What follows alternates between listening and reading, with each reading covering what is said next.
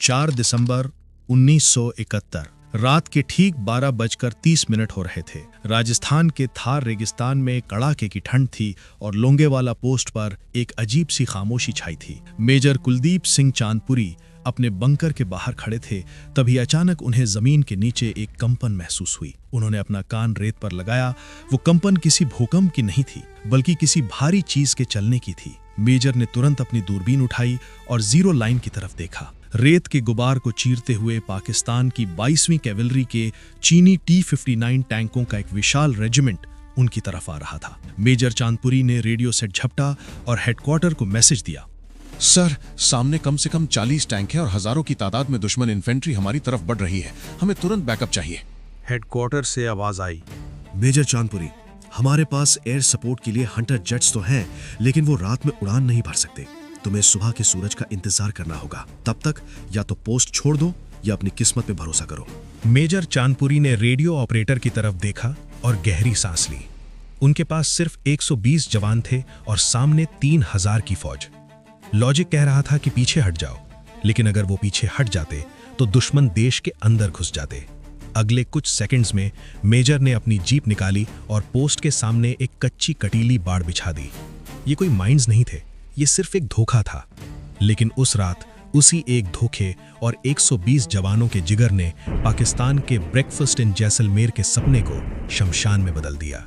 ये किस्सा सिर्फ शौर्य का ही नहीं, बल्कि उस ब्लफ यानी झांसे का है जिसने 1971 की जंग का रुख मोड़ दिया। इसको नाम दिया द बैटल ऑफ लोंगेवाला। दिसंबर 1971 भारत और पाकिस्तान के बीच तनाव चरम पर था, लेकिन राजस्थान का यह सेक्टर मिलिट्री नक्शे पर लो प्रायोरिटी माना जा रहा था। भारतीय आला कमान को यकीन था कि पाकिस्तान रेगिस्तान के रास्ते बड़ा हमला करने की बेवकूफ़ी नहीं करेगा। इसीलिए लोंगेवाला की इस सूनी पोस्ट पर तैनात की गई सिर्फ 30 पंजाब रेजिमेंट की अल्फा कंपनी। कमान थी मेजर कुलदीप सिंह चांदपुरी के हाथ में।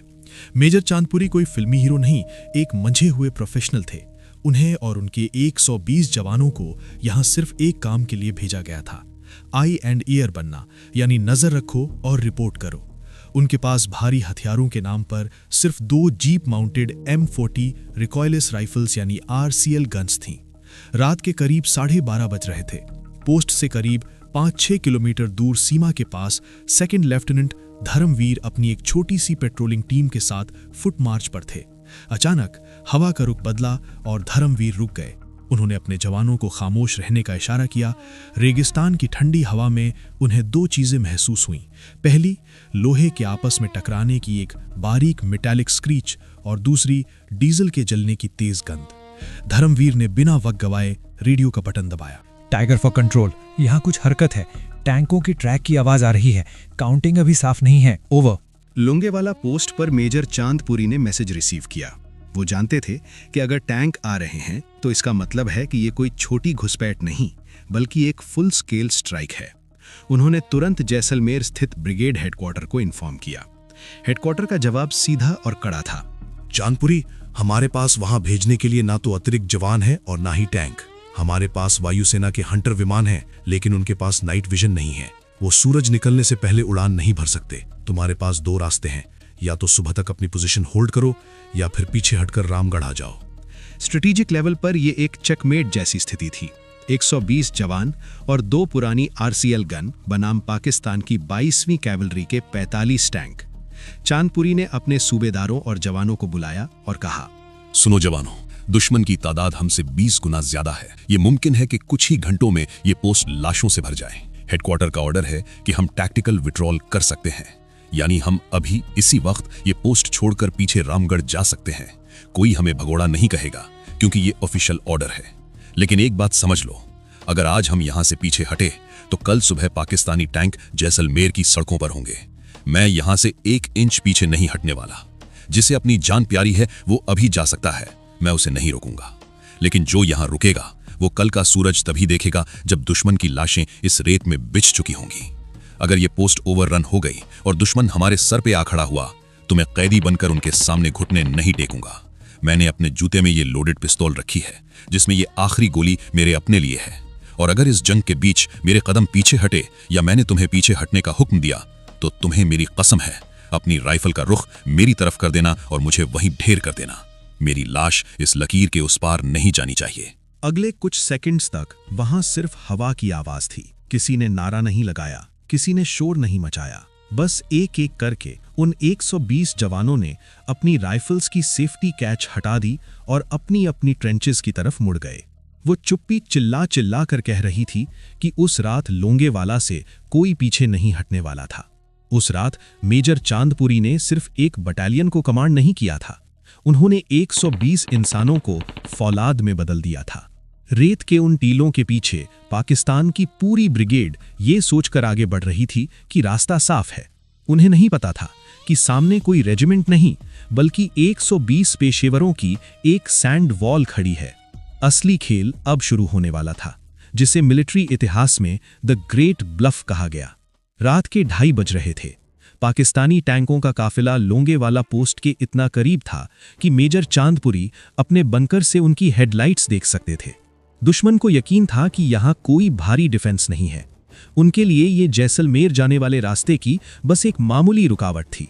लेकिन मेजर चांदपुरी ने एक ऐसी स्ट्रेटेजिक चाल चली जिसका जिक्र आज भी मिलिट्री एकेडमीज में किया जाता है।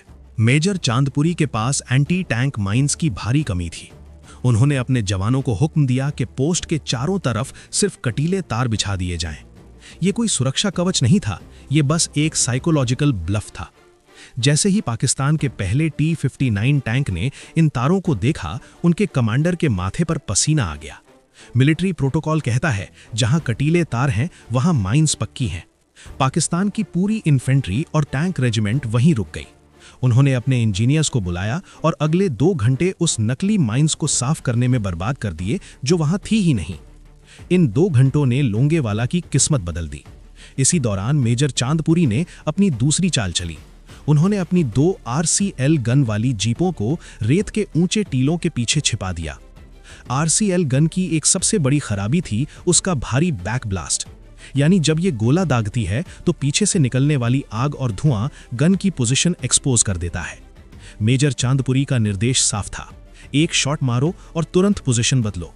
जैसे ही पाकिस्तानी टैंकों ने आगे बढ़ने की कोशिश की, भारतीय जवानों ने सटीक निशाना साधा। अंधेरे में पाकिस्तानियों को यह समझ ही नहीं आया कि उन पर हमला कहां से हो रहा है। उन्हें लगा कि लोंगेवाला पोस्ट पर भारत की कोई बड़ी बटालियन मौजूद है। इसी बीच कुदरत ने भी भारत का साथ दिया। पाकिस्तान ने जिन भारी टैंकों पर भरोसा किया था वो यूरोपीय मैदानों के लिए बने थे। लोंगेवाला की नर्म रेत में वो टैंक धंसने लगे। जैसे जैसे ड्राइवर इंजन तेज करते, टैंक और गहरे धंसते चले गए। दुश्मन का शॉक एंड ऑ हमला अब एक ट्रैफिक जैम में बदल चुका था। सुबह होने में अब सिर्फ 3 घंटे बाकी थे। पाकिस्तान की स्ट्रैटेजी फेल हो रही थी, लेकिन खतरा टला नहीं था। उनके पास अभी भी हजारों की तादाद में पैदल सेना थी जो किसी भी वक्त पोस्ट को घेर सकती थी। चांदपुरी के 120 जवान थक चुके थे, गोलियां कम हो रही थीं और सूरज निकलने में अभी भी वक्त था। सारा दारोमदार अब एक ही चीज पर था, क्या भारतीय वायुसेना के हंटर जेट्स समय पर पहुंच पाएंगे? 5 दिसंबर की सुबह लोंगेवाला पोस्ट पर मेजर चांदपुरी और उनके जवानों के लिए पिछले 8 घंटे किसी सदी से कम नहीं थे। गोलियां खत्म होने पर थीं, जवान बुरी तरह थक चुके थे और दुश्मन की पैदल सेना अब आखिरी हमले के लिए पोजीशन ले रही थी। ठीक उसी वक्त जैसलमेर एयरबेस पर एक अलग तरह की हलचल थी। एयरबेस पर IAF की 122 स्क्वाड्रन के विमान खड़े थे। इनके कमांडर थे विंग कमांडर MS बावा। लोंगेवाला से आई कॉल का इंतजार वो पूरी रात से कर रहे थे।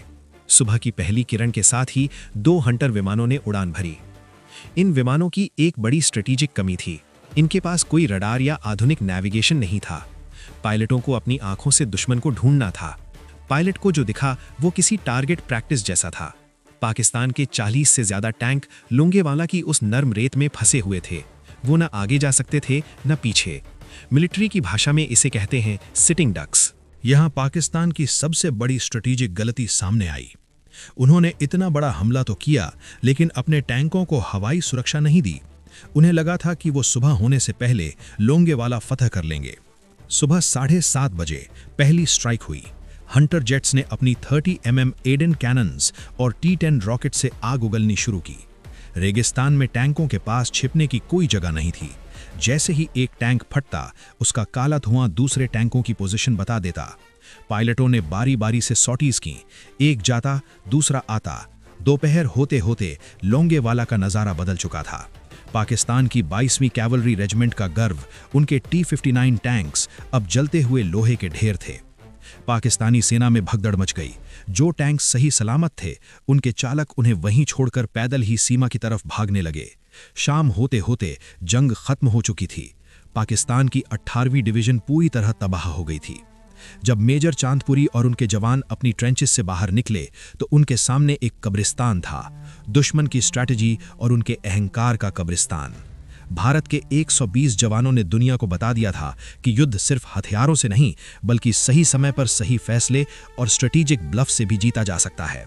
आज भी लोंगेवाला की उस रेत में वो पाकिस्तानी टैंक वहीं खड़े हैं, इस बात की गवाही देने के लिए कि उस रात क्या हुआ था। जंग खत्म हो चुकी थी। लोंगेवाला की वो तपती रेत अब ठंडी पड़ रही थी, लेकिन जो निशान वहां छूट गए थे, उन्होंने इतिहास की दिशा बदल दी। दुनिया के मिलिट्री एक्सपर्ट्स आज भी इस बात पर सर खुजलाते हैं कि सिर्फ 120 जवानों ने 3000 की फौज और 45 टैंकों को कैसे रोक लिया। इसका जवाब बहादुरी तो है ही, लेकिन उससे बड़ा जवाब है इरादा। लोंगेवाला की ये जीत सिर्फ एक पोस्ट को बचाने की कहानी नहीं थी, ये जैसलमेर को बचाने की कहानी थी, ये जोधपुर को बचाने की कहानी थी। अगर उस रात मेजर चांदपुरी की कंपनी पीछे हट जाती तो पाकिस्तान का ब्रेकफास्ट इन जैसलमेर का सपना सच हो जाता। भारत का पश्चिमी मोर्चा ढह जाता और शायद 1971 की जंग का नतीजा कुछ और ही होता।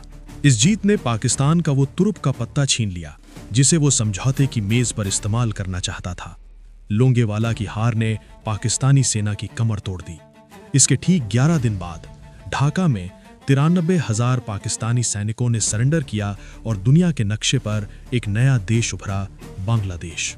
भारत ने उस रात लोंगेवाला पोस्ट पर अपने सिर्फ 2 जाबाज खोए। वहीं पाकिस्तान के 200 से ज्यादा जवान और 34 से ज्यादा टैंक उसी रेत में दफन हो गए। आज भी जब आप थार रेगिस्तान की उन खामोश रातों में लोंगेवाला से गुजरेंगे तो आपको रेत के टीलों के पीछे से वो लोहे की रगड़ और इंजनों की गूंज सुनाई देगी। वो टैंक आज भी वहीं खड़े हैं, जंग खाए हुए, बेबस और लाचार। वो टैंक पाकिस्तान की उस सबसे बड़ी भूल की गवाही देते हैं जो उन्होंने 1971 की उस काली रात में की थी। उन्होंने सोचा था कि रास्ता साफ है, उन्हें अंदाजा नहीं था कि भारत की सरहद पर लोहा नहीं, फौलादी जिगर पहरा दे रहे हैं। इसे कहा गया द बैटल ऑफ लोंगेवाला, एक ऐसी जंग जो सिर्फ जीती ही नहीं गई बल्कि रची गई थी।